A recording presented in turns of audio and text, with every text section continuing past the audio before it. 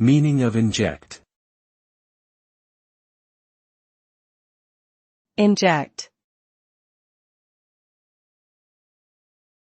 Inject.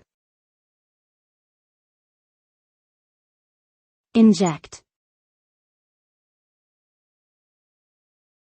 Inject.